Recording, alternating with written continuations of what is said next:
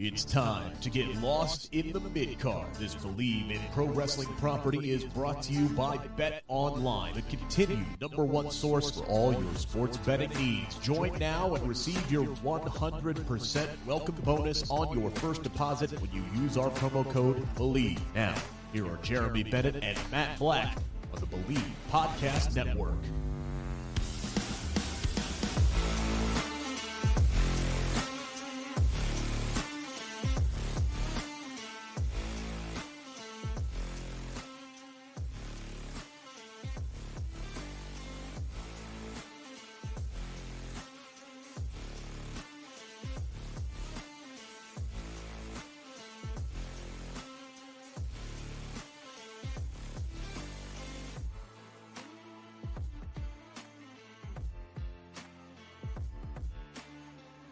Look at that. My dumbass had Dumbass. I'm working too many things at once. We needed a producer. Yeah, okay. Let's get right on that. Yeah. This music seems like it's longer than normal. But anyways, welcome to the podcast where it's good to be. Motor City is Lost in the Midcard. Welcome to your unofficial, official kickoff show to Monday Night Raw. We'll set the table. We got a lot to talk about. We got WWE television and streaming news all in one bundle. No pun intended. Against All Odds, Impact Wrestling on Friday. Damn good show. We're going to talk about that. And a lot of other news, some injury updates, some updates on people that have not been around in a while. And, we'll go from there. And welcome to everybody in the live chat. Thank you for joining us there. Mark Cho saying he's available as a producer. I'm sure he is. I'm waiting for he is. I'm waiting for Matt to comment on that one. Steven Chambers, welcome. Gamer Bear, welcome. Longtime fan of the show. No sound yet by now. I got that figured out. Yeah. That's why we need a producer. It's a great way to start. If you haven't done so already, make sure to go to our YouTube channel, Bleav in Pro Wrestling. And if you're listening to us on the podcast, that is BLEAV.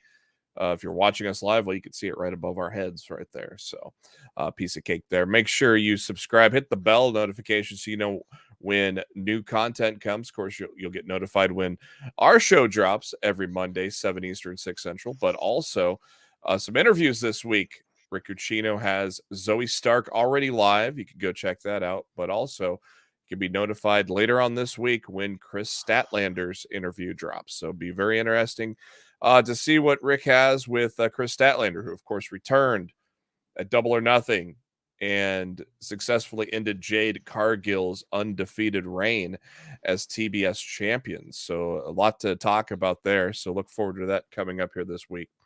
And also all the videos like what you see here. Give us a good Orange Casty thumbs up.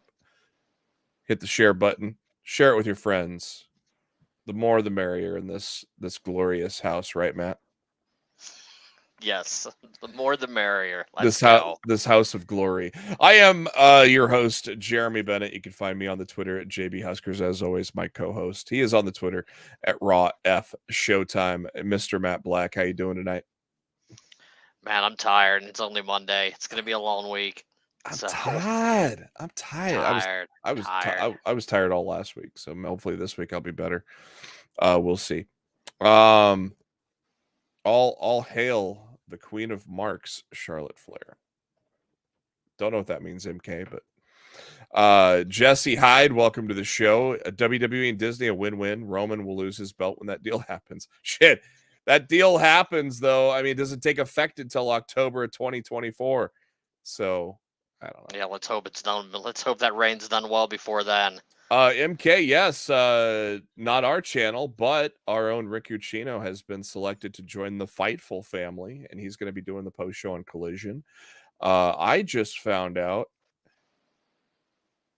I get to watch Collision live. I didn't think I would, but I thought I had to DJ a wedding, but it turns out I'm DJing another event, and that'll be over at 4 Central, so I'll be done in plenty of time to watch Collision live. There so you go. I'm excited. So I did not think I was going to watch it live, and so I'd probably be spoiled on some crazy ass shit that Tony Khan has up his sleeve. But no, alas, Of course, the big news is not just TV, but also streaming. And so our lead this week is the television and streaming negotiations. First off, we talk about the television side of things. This came out early this morning here. WWE's exclusive television rights to negotiate with Fox and NBC end without a new deal. So that means that this allows WWE to start talking with other companies for new homes for Monday Night Raw and SmackDown. So by this time next fall, those two shows may be in different homes. Per the report, there is interest from both Amazon and Disney in picking up WWE programming, with Disney considering FX as a potential landing spot as opposed to ESPN. Of course, a lot more mature content on FX, so that makes a lot of sense. In addition, the predetermined nature of WWE is the reported reason why FX makes more sense than ESPN. Hey, I just said that. How about that? Plus, there is way too many game obligations on Mondays. And, of course, we know it's on Monday. Lost in the Midcard. Amazon Prime Video also is in talks to acquire WWE programming. Should a deal be made on that front, it would see WWE move from cable to streaming for the first time. In recent past, Amazon has demonstrated a willingness to spend significant standalone events. Of course, Thursday Night Football. And, of course, Jeff Bezos has a mountain of cash, so he can just throw it at the NFL and say, hey, give me some games. And that's what they did. It's costing them $1 billion annually just to air a few games. And it's, on the program, which I don't know. I mean, I don't know. Are you a Prime member, Matt? I mean, what were your thoughts on? Yeah, I thought the video quality was trash. Yeah, and what are your thoughts? It was not consistent last season at all with Prime. Some games looked really good, some games looked terrible, some games went in and out of looking good and terrible. It wasn't a promising first season of football on Prime. So oddly enough, if they're going to be looking to add on more live sports like a WWE or something, they better get their shit together. Oddly, I didn't have well that ahead many of time. issues. If they think NFL fans bitch, right? Wait until you try to watch a distorted episode of Raw or SmackDown on there. That would not end pretty at all. I did not have many problems on my end with NFL. I do use the Fire TV Cube, which is probably one of the more advanced streaming boxes, and I have fiber internet, so those two kind of maybe help me out a little bit. But what are your thoughts on the fact that this would be on a streaming service and not cable? I mean, obviously, linear cable is a dying breed, even though Pat McAfee said it's not dead. That's why he went to ESPN. But what are your thoughts on weekly episodic television being on a streaming platform as opposed to a cable network? I mean, I don't foresee it happening in this round of rights, but the following round of rights for WWE and AEW, round 2029, 2030, I could see both of them moving to streaming platforms. Yeah, by then it's going to be probably because that's where the technology is heading towards. Mm-hmm. Like cable's continuing to to dwindle and so satellite in viewership numbers. Yeah, I mean cable satellite, it's the same thing.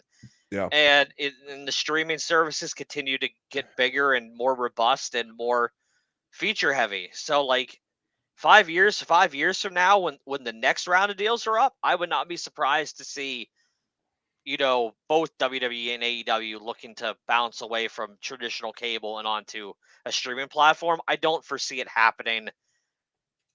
I don't foresee it happening on this round. I think if Disney's involved and they want it bad enough, like that's where they're going to land. They got plenty of avenues. I still wouldn't roll out NBC Universal to get everything. Keep Raw, add SmackDown back to USA, and keep everything good with Peacock. But yeah, I think outside of NBC Universal, Disney's probably your best chance of seeing this land elsewhere. An interesting note on that article also, they list Apple and Warner Brothers as dark horses. Imagine Warner Brothers picking up WWE. That'd be See, insane. as soon as an article says something like that, I immediately dismiss them that they don't know what the fuck they're talking about. Because we had articles like this earlier this year with the bullshit, and it's already been disputed that it was incorrect information.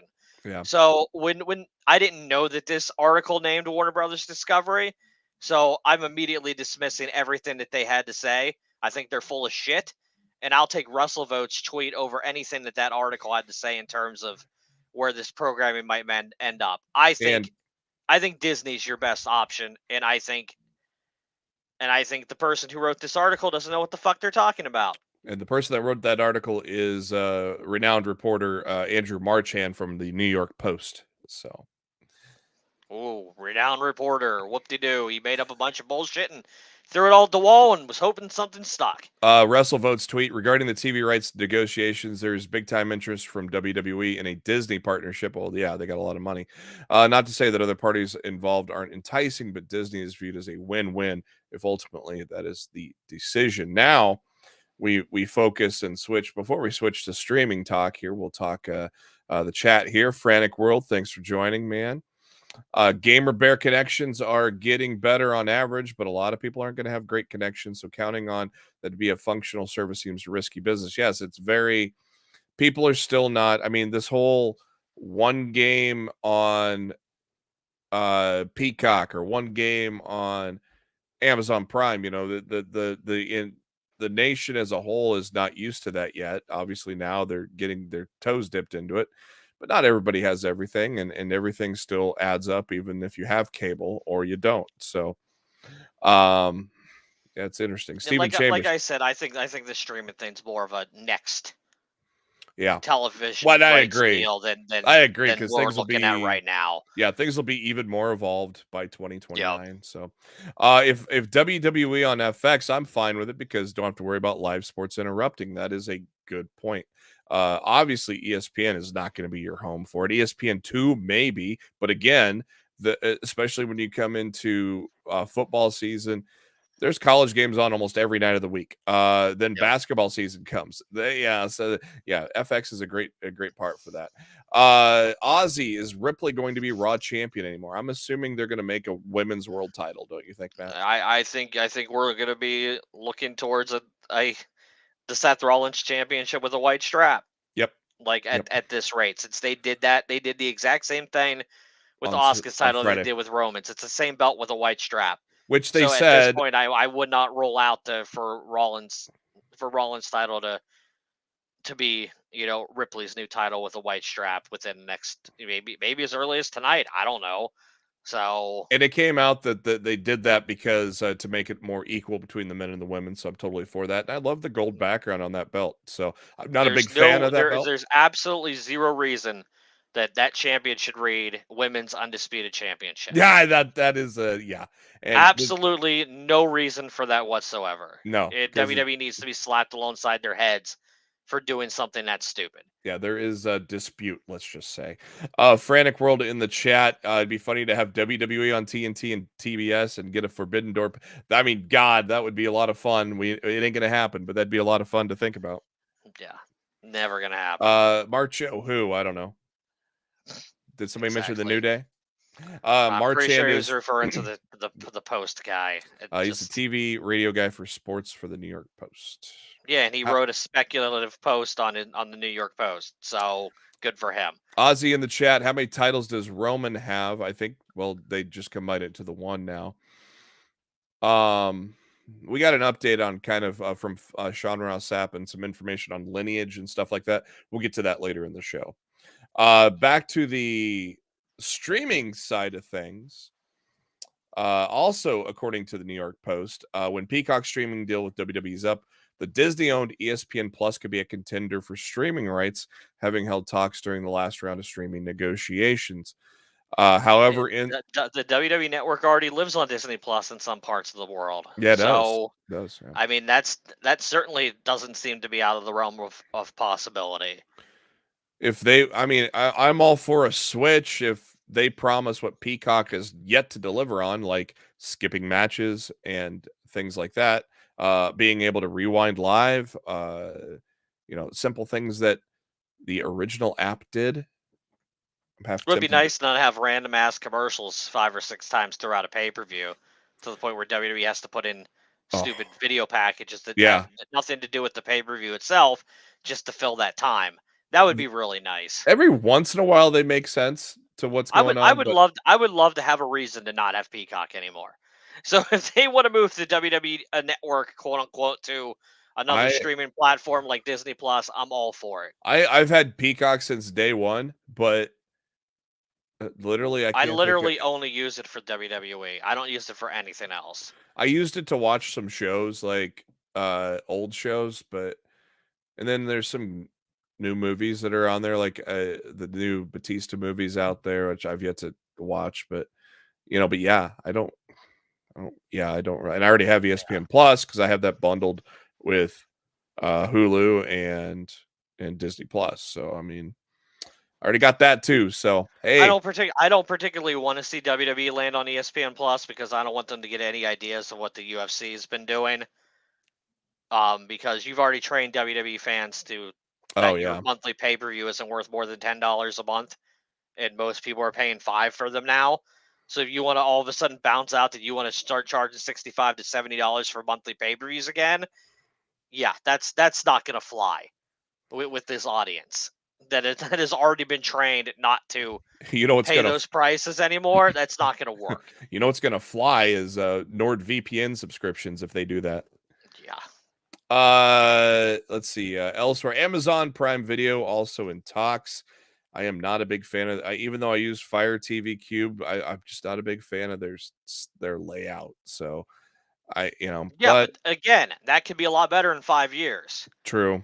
They're still tinkering with that stuff, and I think it'll get better as it goes along. Yeah, this is actually the streaming home of the moving away from Peacock. So this is not the TV deal anymore. So this is when is that Peacock deal up? Anyways, that's end of the year, ain't it? I think there's another few years on that. I don't think the Peacock deal's up for a while. It does not coincide with the media rights deal. That much I know for sure. It goes further than that. Yeah. And as I said, to me, it makes all the more sense for NBC Universal to do everything in their power to lock everything down. Right. Because if they lose WWE weekly programming, it's only a matter of time until they lose WWE pay-per-views as well. And let's face it, that's one of the main reasons people and then how long subscribe to that service. And then how long before Peacock either crumbles or merges with another system? Yeah, I think it would be a serious mistake for NBC Universal to not go all in and get this done. I still think they made a mistake not, just outright buying the company earlier this year and allowing this merger with Endeavor and UFC to happen. I think NBC Universal made a big mistake, and it might come back to bite them in the ass. Because don't you think now they have the bigger advantage with UFC already in tow, and that's who owns the UFC as well? What do you mean? That ESPN has a more of an advantage to possibly take this over from NBC Universal come October? Yeah, I mean, Endeavor's clearly done business with Disney and ESPN already. I mean, let's face it. Like, a lot of people don't know this, but like ESPN's owned by Disney. Yep. So yeah, there's definitely not out of the realm of possibility with like UFC and Endeavor, who have had years of experience of working with ESPN and Disney now. Yep. That WWE might fall into that. Yeah, 2026. So there you go. Like, that's another couple years on the Peacock deal. I think if I'm NBC Universal, I'm going all in. Like, I've already screwed myself, and we've passed the exclusivity rights discussions. It's time to put your feet down and get to work. They're going to have to up the price. They probably would have not. Well, I'm sure that's what this all comes down to begin with. I'm sure that the price that they offered during the exclusivity rights period isn't what WWE wanted to hear. Yeah. And well, here's the problem. WWE needs to realize that, you're not going to get a monster increase on cable right now. No. You're going to get I think they're going to get a good increase, but they're not getting a monster increase like they've gotten in the past. Like that's not happening on cable right now. No, and I'm amazed that they are going to get an increase. I mean, inflation. I do think they'll get an increase. I do. Inflation has to do with some of that, but yeah, I mean, the product had not been outside. I mean, raw, And the raw product. if I'm Warner Brothers Discovery, I'm absolutely locking AEW's new deal in before WWE's gets theirs done. Oh yeah, Because if WWE's gets theirs done and it's even higher, which I expect it to be, that further puts value on AEW getting an even higher figure than what they're probably estimating them to give them right now.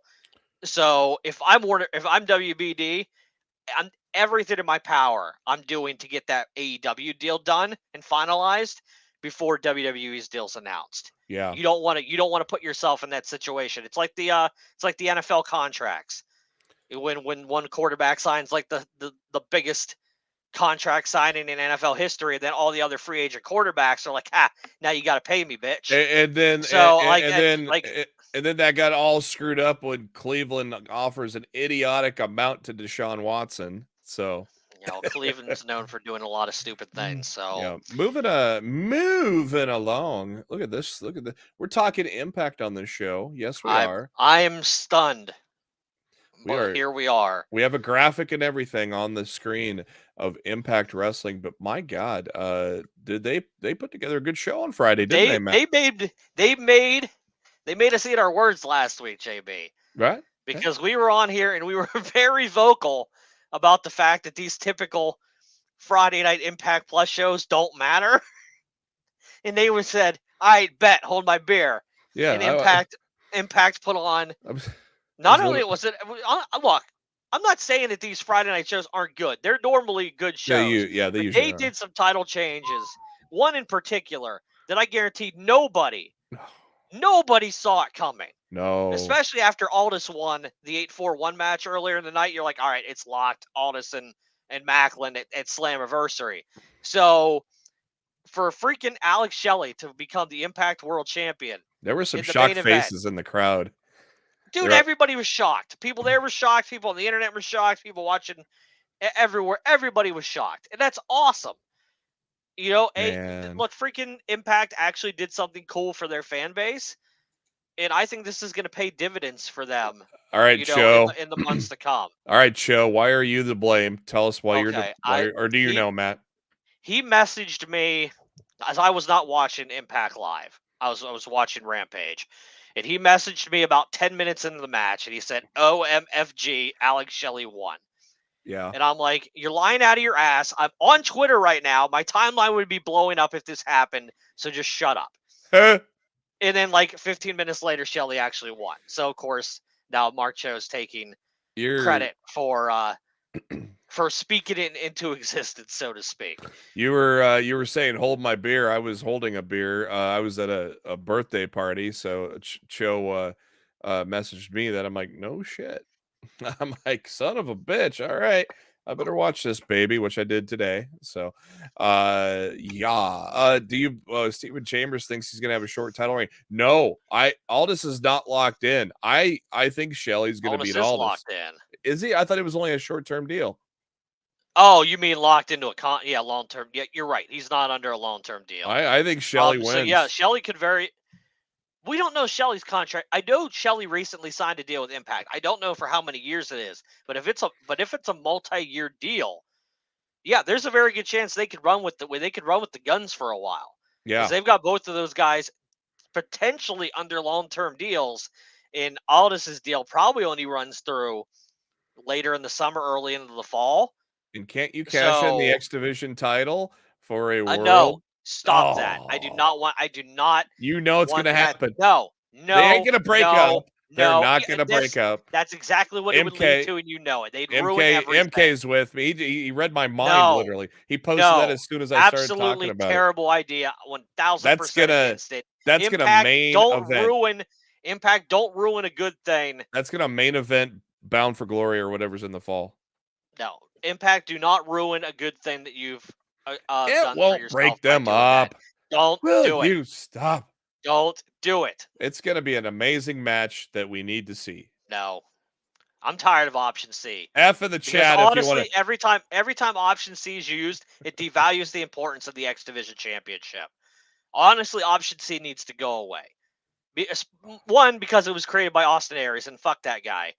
And two, because the X Division Championship, every time it's starting to rise back to prominence of the title that used to mean something back in the day, someone gives it up so they can fight for the world title instead, which makes that title not mean nearly as much. No more option C. Option C can go away just like Austin Aries. King of the Greco-Roman eye poke. The show starts off with a great match of two veterans. Well, I guess before that, the pre-show. Good to see Nevaeh back. Of course, it's in Ohio, so I don't know if this is necessarily meaning that she's back with Impact, but she took on Kylan King. Joe Hendry successfully defended the Digital Media Championship against Dertango.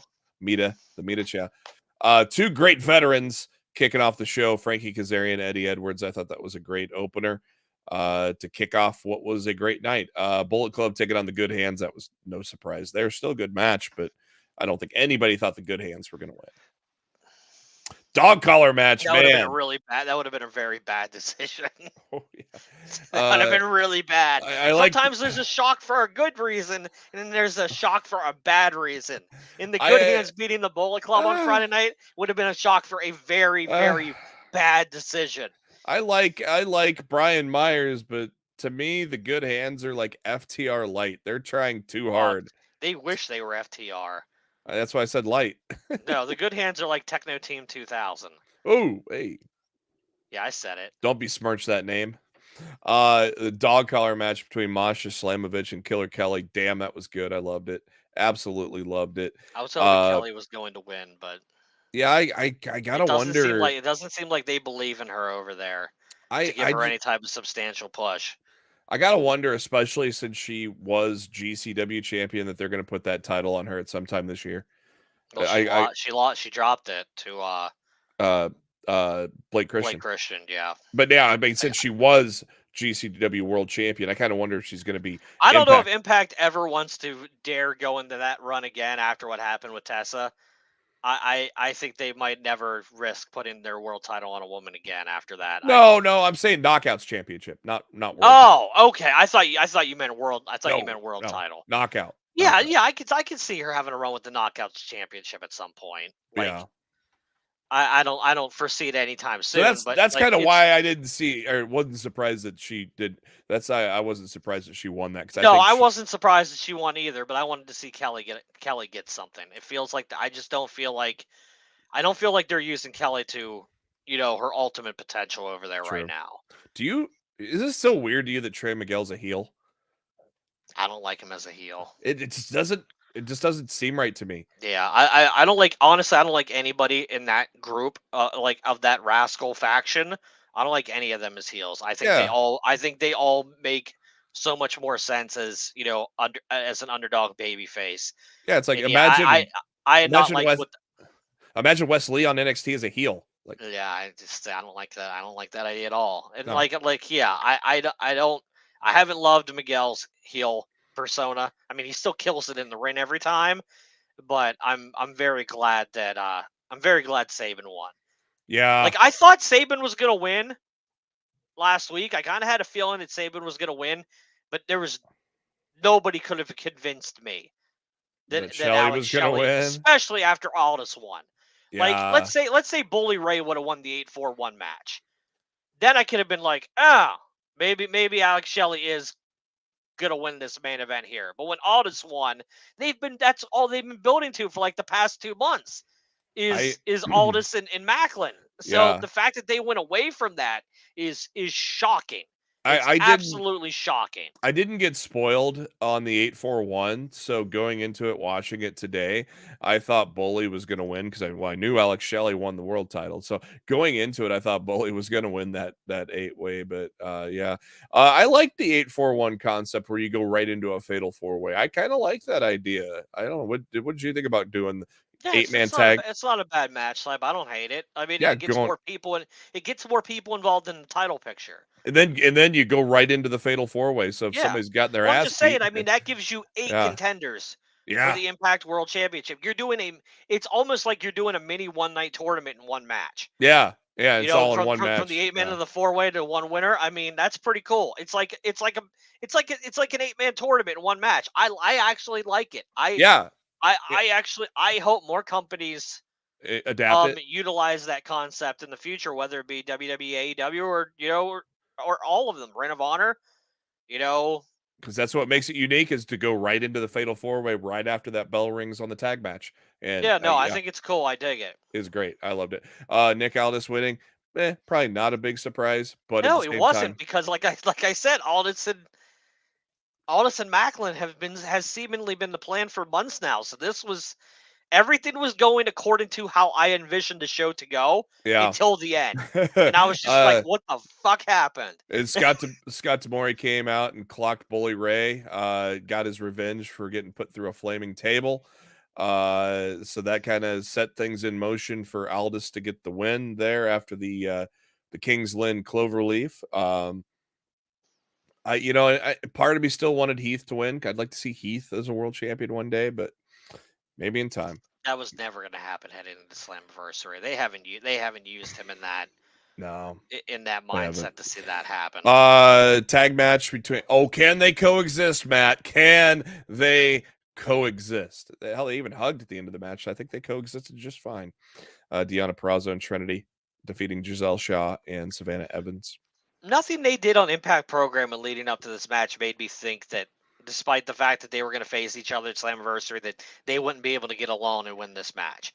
So it wasn't as bad of a can they coexist as No. we've seen from WWE over the years. But Yeah. I totally get why some people will look at a match like that and groan, just because of the way WWE's presented it in recent years. So The last 2 months I've been a little spotty on weekly Impact on Access. Is Deonna more of a babyface now, or yeah, Deonna's a babyface now. They're both baby faces. So Ohio Street Fight. Oh, this was fun. All the toys came out. OVE, Sammy Callahan, Jake Christ, and Madman Fulton taking on the design, Diener, Angels, and Khan. And it was a lot of fun. A lot of toys. You nothing out of the ordinary. The only thing I didn't like about this match was nobody bled. Yeah. In a match like this, like, it felt like blood was called for, but I've got a friend who lives in Ohio who was at the show, and he believes this was something that they have in Ohio, that, like, you can't like the Ohio Athletic Commission or whatever, like, you can't purposely blade. Like, if you get busted open hard way, like, fine, but, like, you're not allowed to, like, purposely blade in Ohio. Like, that's what he said to me. I don't know if that's 100% accurate or not, but, like, it makes sense. It would make sense as to why we didn't get any blood in that match, because, I mean, even fucking Diener came out in all white. Yeah. And normally when somebody comes out in all white, it's because they're planning on getting their entire gear stained with blood by the end of the match. I did not. I didn't even think about it until you said that. Yeah, I didn't even think about that. There was no blood. Yeah. And then that was my only, like, this is kind of weird, because some of the stuff that they were doing to each other in professional wrestling wise, like, you bleed in those matches. So it was kind of wild to see a match like that with no blood involved. In the main event, of course, you got Steve Macklin, first-time world champion. Alex Shelley, not really ever in the singles main event scene much, so you didn't know what to exactly expect out of this match. But I thought these guys put together a hell of a title match. Might have been match of the night. Thinking about it, I would say this might have been match of the night. Probably either this or Sabin and Miguel. Yeah. Which is funny because they both involve the machine guns. Yeah. And then of course, great scene with Sabin holding his X Division title, 9-time X Division champion now. And then Alex Shelley, I looked this up. This is his first ever world championship ever in any company. First ever singles top title, I think, in any company either.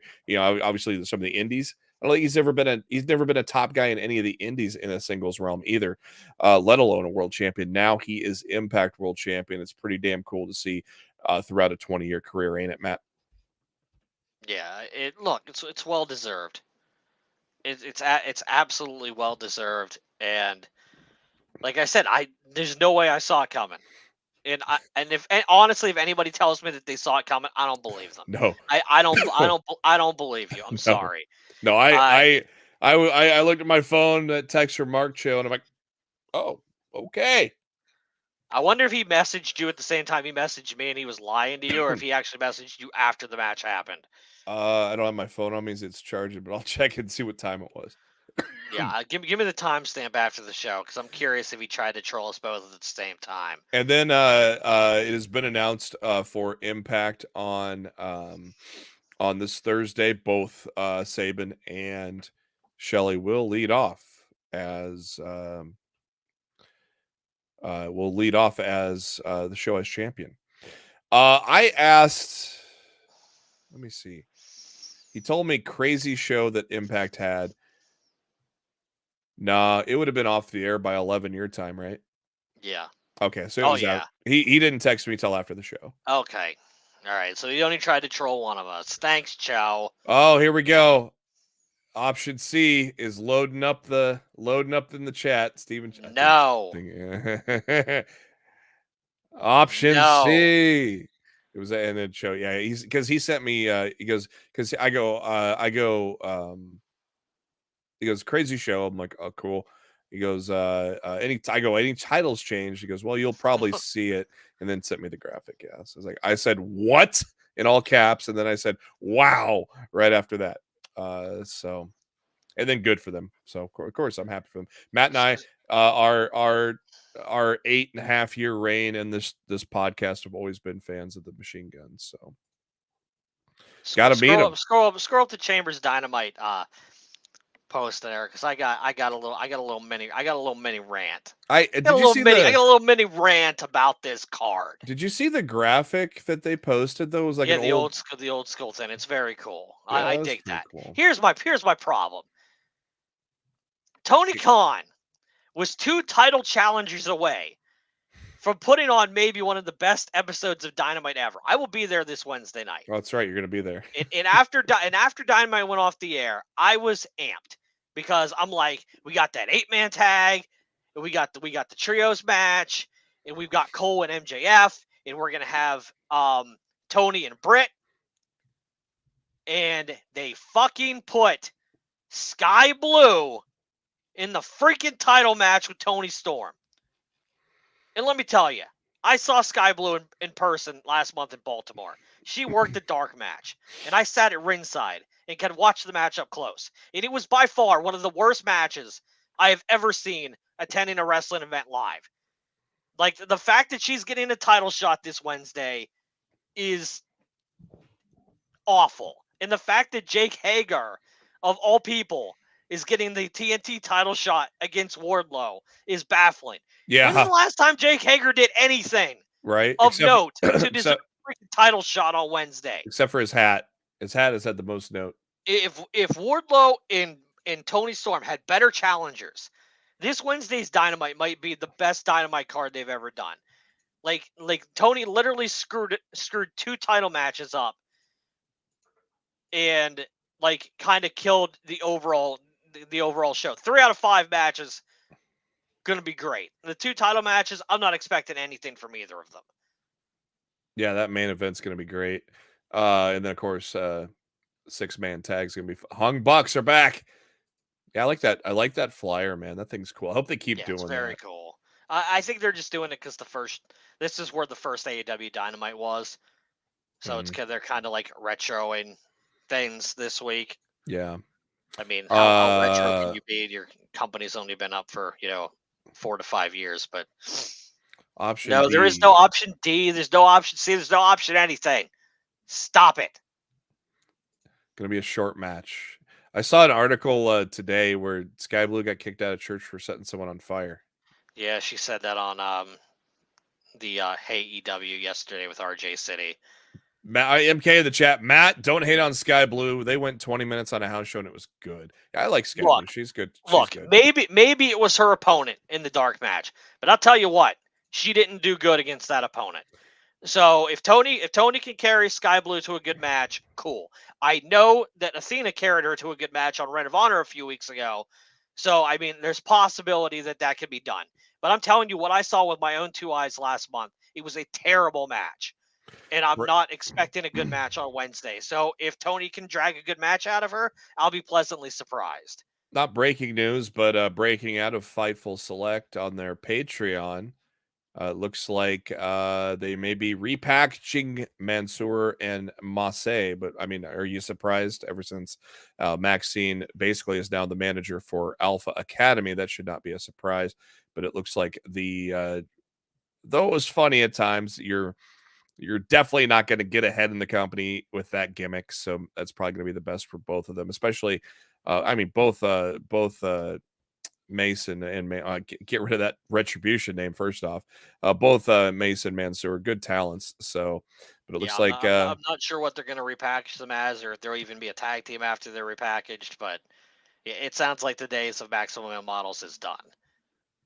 It was a ridiculous gimmick for LA Knight. That was surely that. But yeah, I mean, it had its moments. But yeah, it's more comedic relief than anything. So more comedic relief. But let's put a bow on on Impact. And I mean, damn, Friday night going against SmackDown. They delivered, man.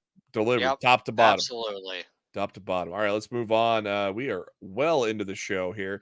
Let's talk about this lady here because, of course, there's a certain pay-per-view coming up soon, Forbidden Door.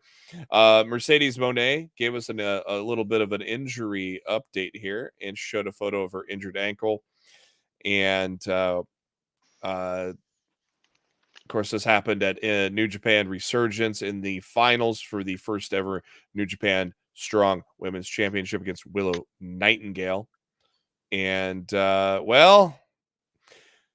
leaves you up for leaves it up for interpretation. Is it day 6 of recovery out of 30 to 50, or is it something else, Matt? Is she trolling us? I mean, she doesn't have to be medically cleared to appear at Forbidden Door now, right? I Bleav she's working the internet. She's very good at that. She knows how to use her social media to her benefit. She put all the posts out on all her platforms heading into her IWGP Women's Title match that she was planning on moving to Japan and stuff like that to try to throw people off the scent that she was dropping that title when she did. And I just think she knows what she's doing, and she knows how to work everybody to the upteenth degree. So I'm not saying she's going to be at Forbidden Door. If she is at Forbidden Door, it won't be to wrestle, and it would just be for an appearance. I don't think we see her in AEW until July, when AEW goes to Boston at the TD Gardens venue. I think that's where we see her for the first time. Since you're going to be there Wednesday at Dynamite, what do you think about this? You think this is happening on Wednesday? Look, you book 2 trashy title matches, but if Omega and Coda come out on Wednesday, all is forgiven, TK. If that 6-man, all is forgiven. If that 6-man closes the show, I think you could book it. Yeah, that's what would have to close the show. Yep. They're not doing that in the middle of a show, in my opinion. So if that trios match closes the show, I think there's a very big potential for that happening. Yeah, you can definitely book it there. Moving on. Shout out to Mark Hoke in the chat. I was on his radio show yesterday, so cool to see him in here today. What's up, man? Hell yeah. Thanks for joining there, Mark. Appreciate you joining us. Let's move on because we are short on time and have a lot still to talk about. Next up is, we cannot wait for this, baby. It's coming in little over 2 weeks. AEW Fight Forever. We learned a little bit of something about the game here as we are getting closer to the launch date here. We have learned that there are a lot of fun stuff kind of hidden in the game, and you may have to do a little digging to find it. According to Fightful Select here that posted this yesterday, it is going to be a success, they think, just because of the playability and multiplayer aspects more than anything.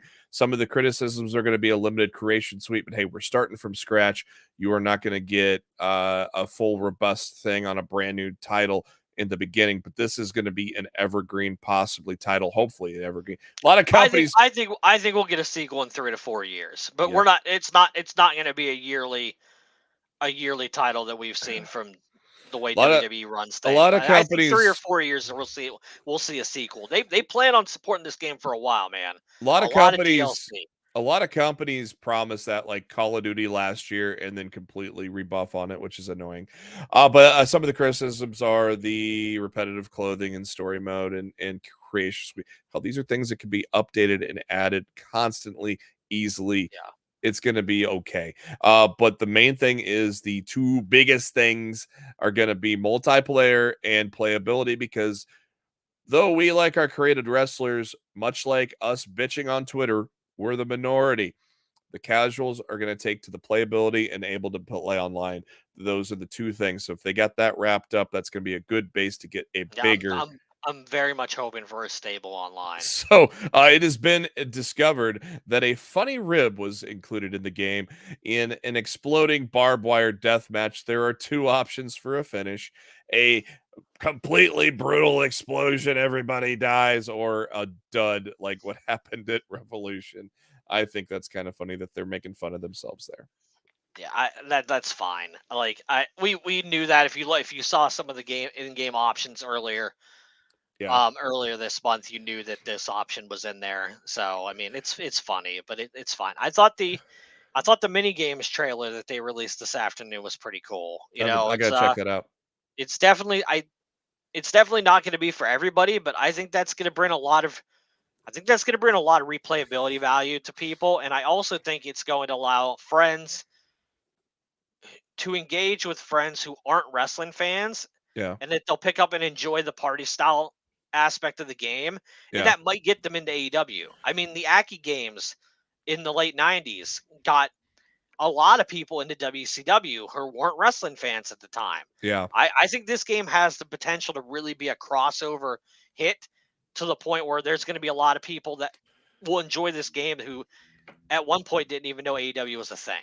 And obviously one of the main consultants from the roster, Kenny Omega, big gamer himself, obviously a big Street Fighter fan. And what do you see in Street Fighter and a lot of fighting games? You see a lot of mini games, and so obviously I think that's come to a little bit of the maybe suggestions of Kenny Omega there. Also, a lot of Easter eggs, which include characters, weapons, and the developers believe some of these will be difficult for fans to find initially. So it'll be kind of interesting to see. We'll see about that. Right. We'll see about that. Yeah, I think they're underestimating the wrestling video game fan base. So you challenging me to a duel, huh? Yeah, I think they're gonna regret that thought process. Yeah. So, confirmed from Trent Beretta, the game will be Steam Deck compatible for those that have a Steam Deck. So yeah, they met the Young Bucks were playing it on Steam Deck on BTE today. So I think it was Matt Jackson who was playing. Guy we have not seen in WWE in some time, and some reason I did not. Oh, there it is. I was like, where did he go? He's hiding from me. There he is. Drew. He was hiding from me. It has been reported from PW Insider that there's a push within WWE Creative to get McIntyre back in the mix by Money in the Bank, which of course is in London July 1st. Well, if you're going to do that, you better get on your horse, because we're running out of time. It's going to be 2 weeks. When we hit this weekend, it's going to be 2 weeks till Money in the Bank. But obviously, we all know, we've been reporting on it, McIntyre's contract is up. He has been working banged up leading into WrestleMania as well. There has been some frustration with situations between McIntyre and WWE not being on the same page. I don't know, man. Do you believe McIntyre's on his way out, or no? Depends if they give him what he wants. He wants to be treated as one of the top people in the company. And if they're not going to do that, then maybe he leaves. I mean, he's already proven that he can get himself over away from WWE as Drew Galloway. And Yep. I think Drew Galloway in AEW would be a big get for them. So I think it's on WWE to do everything humanly possible to make this man happy and to lock him down to a new deal. I Because if they mean, don't, then that's another big loss to their company. for Christ's sake, it would have saved a lot of headache if you would have just gave him the title at Clash at the Castle instead of singing karaoke. That was a massive mistake. It was so easy to utilize a change with Theory being involved with the briefcase, and they screwed it up. Yeah. Somebody in the chat, Steve was mentioning Drew McIntyre all in. Can't happen. His deal's not up that soon. No. So like if we end up seeing Drew McIntyre in AEW, it'll be sometime like early 2024 at the earliest, maybe like Revolution or something like that. But I think WWE is going to do everything in their power to keep him. I think they know he's important, and I don't think they're going to let him go without a fight. MK in the chat. So Cody versus Miz is not a qualifier for Money in the Bank. Was it Miz Cody's first opponent last year when he came back to WWE? Why are they doing this match? The rumor is Cody's going to be facing Dominic Mysterio at Money in the Bank. So I got nothing. I did see that rumor. The final qualifying match is Priest and Riddle. Man, and I'm really hoping Riddle wins because Priest has had his fair share of title shots lately. Can we please move on to somebody else? So, like, don't get me wrong, I like Priest and all, but I don't need to see him involved in a match where he could potentially cash in on the guy who's just beat him like 3 times in a row. Right. So please don't. This is looking more and more like my boy might win Money in the Bank. Yeah. If they don't add a 7th person, there's nobody in this match that can win other than LA Knight. Yeah. Let me talk to you. If they don't do like a Cody and Dominic and the winner will be inserted into the men's Money in the Bank ladder match at the show, like kind of like when they added Theory last minute last year. If they don't do something along those lines, the people that are in there right now, regardless of the addition of Riddle and or Priest, there's nobody in that match, in my eyes, other than LA Knight that should be walking out of there with the briefcase.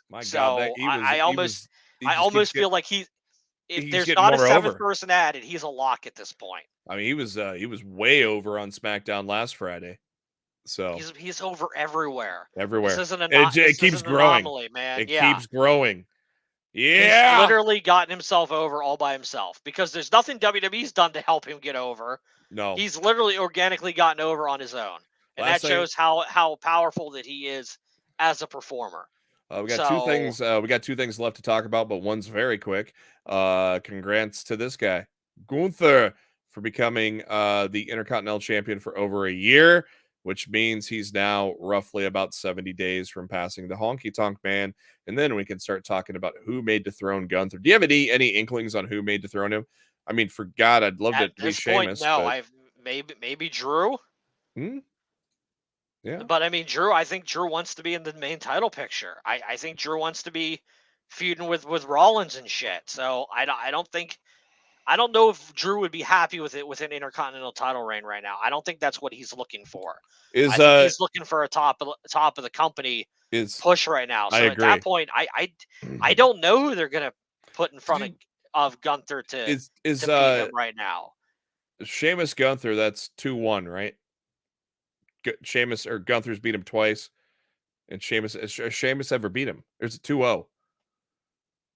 I think they've only wrestled one singles match. The other one was the triple threat at triple WrestleMania. threat.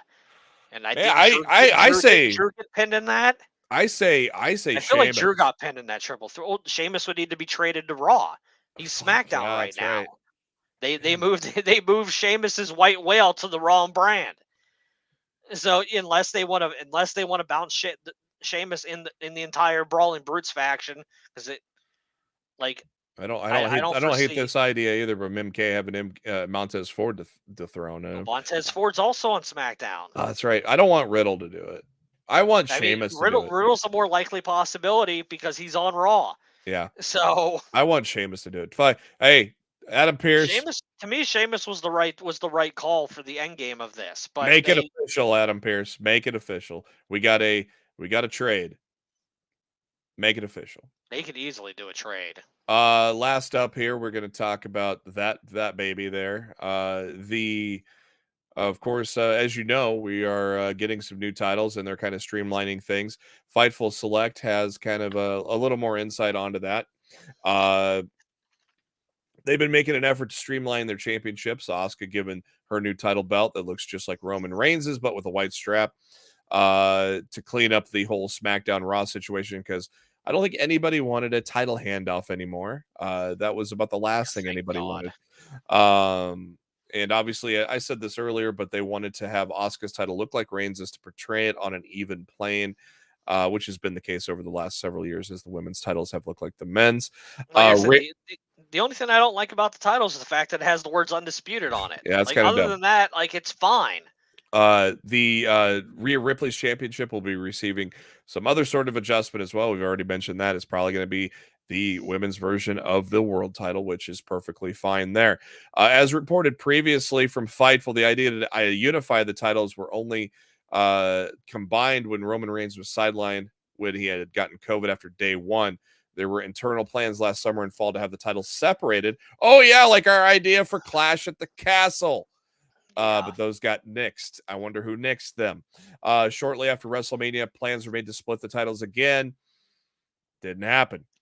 Source from WWE has claimed to Fightful that technically the Universal and WWE championships, the histories are still separate, but Bleav that WWE's title history will be continued once Reigns loses his title, whenever that may be. And of course, it was just reported today that Reigns passed CM Punk his 434-day reign with that title.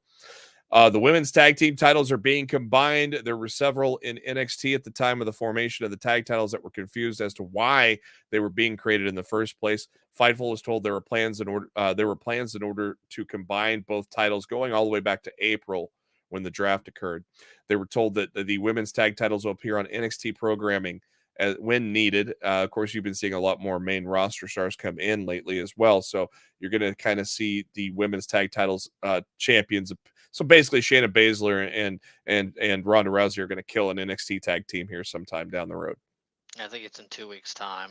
And as Matt was saying, one point of frustration from WWE sources was the simple misuse of the term undisputed, which we all know is not the case. All right. As they should be.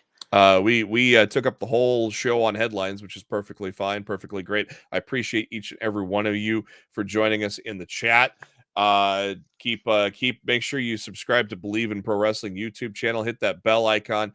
That way you know when the Chris Statlander interview drops with Rick Ucchino. And right now you can go there, or maybe do it after Monday Night Raw, and check out the interview with Zoe Stark, who's skyrocketing in stock thanks to being aligned with Trish Stratus. Any last words here, Matt, as we go into Monday Night Raw? Well, I think we had a good show. Covered some fun topics. We got Raw coming up in a minute. Last week's Raw was good. Hopefully, we get another big week, good night of Raw tonight. Appreciate everybody for tuning in. Love you guys.